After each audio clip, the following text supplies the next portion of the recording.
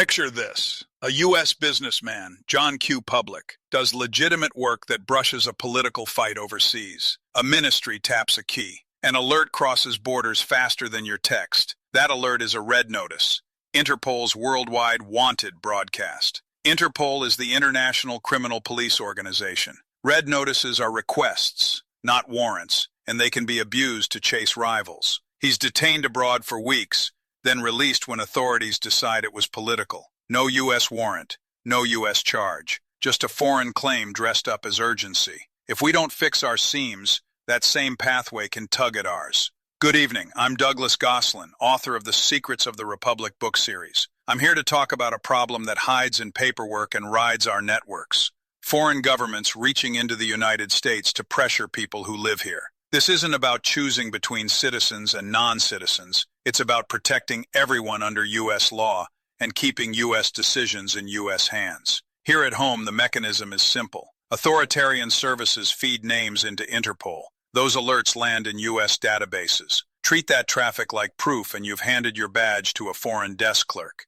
In 2023, U.S. ICE issued a directive to curb misuse of red notices, review for abuse, get supervisory approval, coordinate with the U.S. National Central Bureau, and stop treating red notices like arrest warrants. Progress, yes, but it's guidance, not law. It doesn't fully cover blue notices, Interpol alerts that ask countries to locate or track a person's movements. Too often, the person affected never sees the trigger document, only fragments around it. That's a due process gap. It's also a sovereignty gap. When a ministry in Beijing, Moscow, or Tehran can nudge our levers with a keystroke, we're not fully deciding anymore. Why this matters to Americans. Sovereignty. Your government shouldn't take orders from another. Why it matters to immigrants and refugees.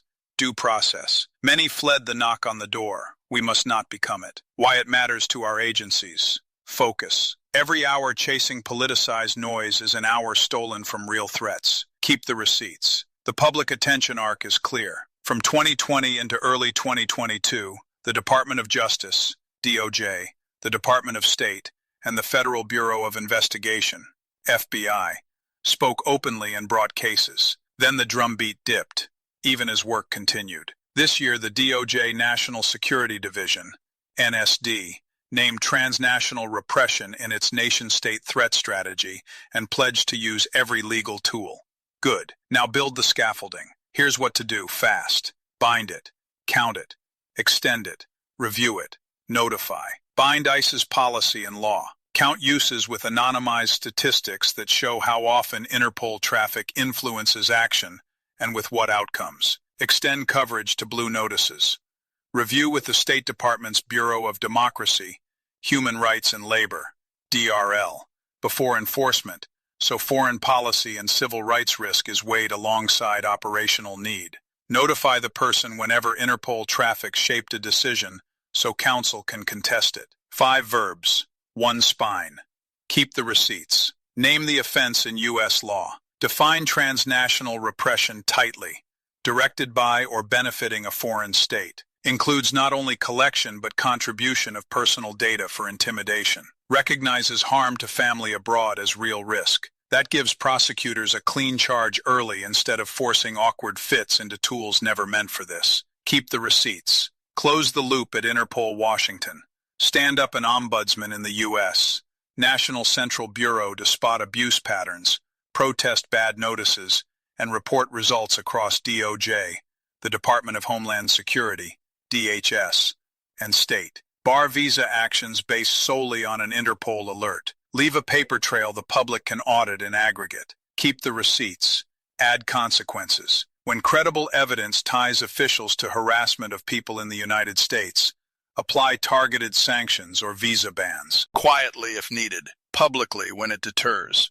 Principle means little if it never lands on a calendar. Let me close with how this can touch any American family. You're born in Ohio. Your spouse is a school nurse. You publish a local op-ed calling out a regime that bullied students at a rally. 2 weeks later, that regime files a blue notice asking where you are. You're a U.S. citizen, married to a U.S. citizen. No U.S. charges, no U.S. warrant. Yet you're pulled into secondary screening at the airport. Your contractor badge renewal goes under review. Your mortgage refinance stalls for enhanced diligence. You ask for the trigger. You get everything but the alert. That's how a keystroke abroad becomes friction in an American life, unless we close the seams. Now picture the same week after reform. The alert pauses for a DRL review. Your file notes the source. You receive a confidential notice that Interpol traffic touched your case. An ombudsman logs the misuse. Same citizen, same airport, different ending. We don't choose between Americans and immigrants. We choose the rule of law. If a foreign hand tries to steer our system, we name it, we measure it, and we leave a paper trail. Keep the receipts. Thank you for your time. God bless you all, and God bless the United States of America.